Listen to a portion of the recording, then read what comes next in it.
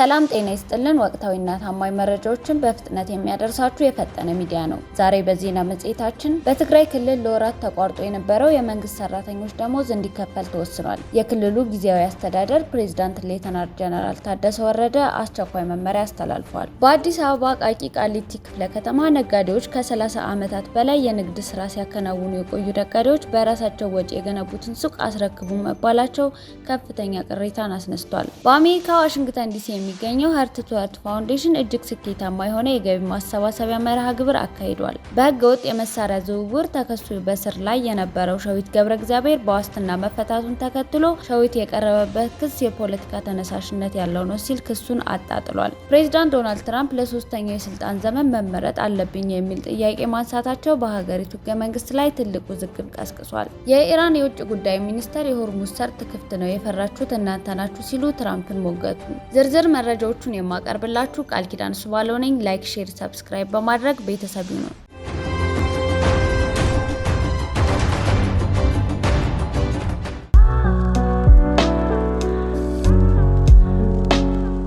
ወንደር ካፌና ሬስቶራንት በጥራቱ የተመሰከረለት ካፌና ሬስቶራንታችን የጾም ቢሎ የፍስክ ያሻውትን የሚያገኙበት ወንደር ካፌና ሬስቶራንት ከተቀላጠፈ መስተንግዶ ጋር እርሶን ይጠብቆታል።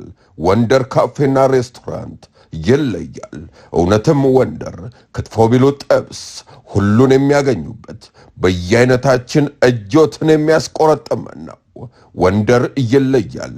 ዴሊቨሪ ከፈለጉ በስልክ ቁጥራችን በ0911 03767 ወይም በ0911 251800 ላይ ያገኙናል። አድራሻችን 24 ማዞሪያ ከኮከብ ህንፃ ዝቅ ብሎ ትራፊክ መብራቱ አጠገብ ያገኙናል። ወንደር ካፌና ሬስቶራንት ይለያል።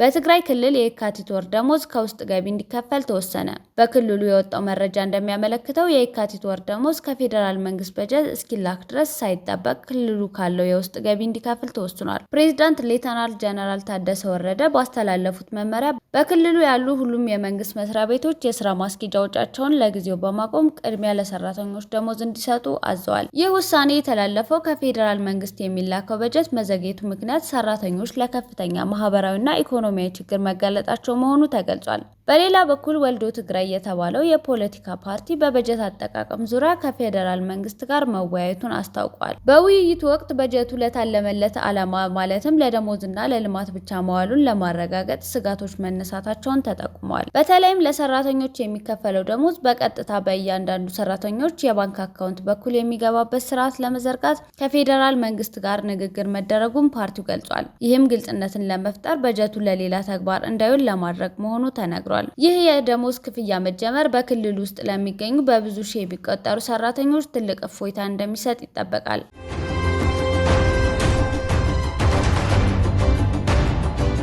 በአቃቂ ቃሊቲ ክፍለ ከተማ 96 ነጋዴዎች ለ30 ዓመታት የለፉበትን ሱቅ ያለአግባብ አስረክቡ ተባልን ሲሉ ቅሬታ አቀረቡ። በአቃቂ ቃሊቲ ክፍለ ከተማ ወረዳ 3 የሚገኙ 96 ነጋዴዎች ለ3 አስርት ዓመታት ሲጠቀሙባቸው የነበሩ የንግድ ሱቆችን ለክፍለ ከተማው እንዲያስረክቡ ትዕዛዝ ደርሷቸዋል። እነዚህ ነጋዴዎች እንደሚሉት በ1985 ዓ.ም ባዶ መደብ የነበረው ቦታ በራሳቸው የግል ሀብትና ጥረት ሱቅ በመገንባት ለረጅም ዓመታት ስራቸውን ሲያከናውኑ ቆይተዋል። አሁን ላይ ግን ያለአግባብ እና ያለ ህግ አገባብ ሱቆቹን አስረክቡ መባላቸውን ገልጸው ይህም በኑሯቸው ላይ ከፍተኛ አደጋ እንደሚጋርጥ በመግለጽ ሮሯቸውን እያሰሙ ይገኛሉ። በጉዳዩ ላይ ምላሽ የሰጠው የአቃቂ ቃሊቲ ክፍለ ከተማ አስተዳደር በበኩሉ ውሳኔው መመሪያውን መሰረት ያደረገ መሆኑን ገልጸዋል። እንደ ክፍለ ከተማው ማብራሪያ ከአንድ በላይ የንግድ ቦታ ያላቸው ነጋዴዎች አንዱን ቦታ እንዲያስረክቡ መመሪያው አዟል። በመሆኑም አሰራሩ ይህንን መመሪያ ተግባራዊ ለማድረግ የተከናወነ መሆኑን አስታውቀዋል። ይሁን እንጂ የአዲስ አበባ ንግድና ዘርፍ ማህበር የአቃቂ ቃሊቲ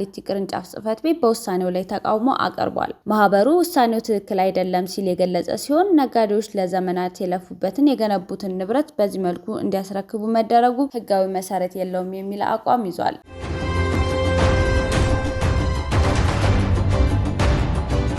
ፖለቲከኛው ሸዊት ገብረ እግዚአብሔር በዋስትና ከስር ተፈታ። በህገወጥ የጦር መሳሪያ ዝውውር ወንጀል ተከሶ የነበረው ሸዊት ገብረ እግዚአብሔር ፍርድ ቤት የዋስትና መብቱን በመፍቀድ ከስር ተፈቷል። ሸዊት ከእስር ቤት ከተፈታ በኋላ ለአዲስ ስታንዳርድ በሰጠው ቃል የቀረበበት የጦር መሳሪያ ክስ መጀመሪያው በቁጥጥር ስር በዋለበት ወቅት ለሱም ሆነ ለህግ አማካሪዎቹ ከተገለጹት የመጀመሪያ ክሶች ጋር ምንም አይነት ግንኙነት እንደሌለው ገልጿል። ሸዊት የቀረበበትን ክስ ፍጹም ውሸት ሲል የገለጸ ሲሆን ክሱ በፖለቲካዊ ተነሳሽነት የቀረበ እንደሆነም ተናግሯል። መጀመሪያ የታሰረበት ምክንያት ደካማ ሆኖ ሲገኝ ይህ አዲሱ የጦር መሳሪያ ክስ ጉዳዩን ለማጋነንና ፍርድ ቤቱን ለማስጨነቅ ታስቦ የቀረበ ነው። አክሎም ይህ ውሳኔ ህጋዊ ዋስትና መብቴን ለማሳጣት በችኮላ የተፈበረከ ነው ሲል የክስ ሂደቱን ተችቷል።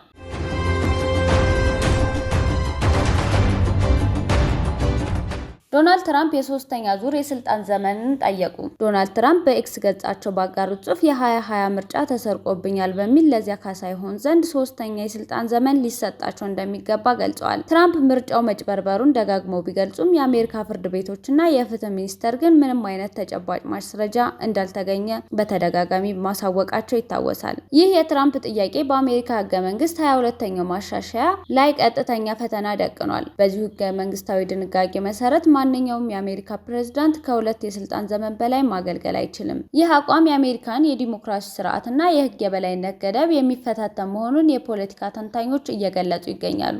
ብዙዎች የትራምፕን ንግግር ለደጋፊዎቻቸው የፖለቲካ መልእክት ለማስተላለፍ የታለመ እንደሆነ ቢገምቱም የህግ ተርጓሚዎች ግን እንዲህ አይነቱ ጥያቄ በሀገሪቱ የዲሞክራሲያዊ ታሪክ ውስጥ አደገኛ ቅድመ ሁኔታ ሊፈጥር ይችላል የሚል ስጋት አላቸው።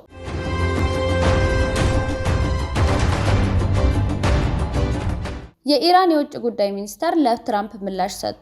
ፕሬዚዳንት ዶናልድ ትራምፕ የሆርሙዝ ሰርጥን በተመለከተ የሰጡት የ48 ሰዓታት ማስጠንቀቂያ ተከትሎ የኢራን የውጭ ጉዳይ ሚኒስተር አባስ አራግቺ እጅግ ጠንከር ያለ ምላሽ ሰጥተዋል። የኢራኑ የውጭ ጉዳይ ሚኒስተር አባስ አራግቺ በኤክስ ገጻቸው ባሰፈሩት ጽሑፍ የሆርሙዝ ሰርጥ እንዳልተዘጋና አሁንም ክፍት መሆኑን በድጋሚ አረጋግጠዋል። ሚኒስትሩ አክለውም መርከቦች በሰርጡ በኩል ለማለፍ እያመነቱ ያሉት በኢራን ምክንያት ሳይሆን በአሜሪካና እስራኤል በጀመሩት ጦርነት ሳቢያ የኢንሹራንስ ኩባንያዎችን ስለፈሩ መሆኑን ገልጸዋል። ዶናልድ ትራምፕ ሰርጡ በ48 ሰዓታት ውስጥ ካልተከፈተ ጥቃት እንደሚሰነዝሩ የሰጡትን ማስጠንቀቂያ አራግቺ ውድቅ አድርገውታል። የትኛውም የኢንሹራንስ ኩባንያ ሆነ ኢራናዊ በሚሰነዘር ተጨማሪ ዛቻ አይፈራም ሲሉ የተናገሩት ሚኒስተሩ ዛቻው መፍትሄ እንደማያመጣ ገልጸዋል። የኢራኑ ከፍተኛ ዲፕሎማት ንግግራቸውን ሲያጠቃልሉ ለአሜሪካ አስተዳደር ግልጽ መልእክት አስተላልፈዋል። ያለ ንግድ ነጻነት የባህር ላይ ጉዞ ነጻነት ሊኖር አይችልም ያሉት አራግቺ አሜሪካ ሁለቱንም ማክበር እንዳለ ካልሆነ ግን ከሁለቱ አንዱንም ልታገኝ አትችልም ሲሉ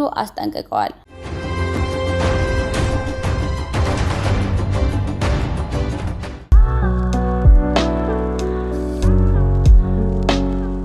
ወንደር ካፌና ሬስቶራንት በጥራቱ የተመሰከረለት ካፌና ሬስቶራንታችን የጾም ቢሎ የፍስክ ያሻውትን የሚያገኙበት ወንደር ካፌና ሬስቶራንት ከተቀላጠፈ መስተንግዶ ጋር እርሶን ይጠብቆታል። ወንደር ካፌና ሬስቶራንት ይለያል። እውነትም ወንደር ክትፎ ቢሉ ጥብስ ሁሉን የሚያገኙበት በየአይነታችን እጆትን የሚያስቆረጥመን ነው። ወንደር ይለያል። ዴሊቨሪ ከፈለጉ በስልክ ቁጥራችን በ0911 03767 ወይም በ0911 251800 ላይ ያገኙናል። አድራሻችን 24 ማዞሪያ ከኮከብ ህንፃ ዝቅ ብሎ ትራፊክ መብራቱ አጠገብ ያገኙናል። ወንደር ካፌና ሬስቶራንት ይለያል።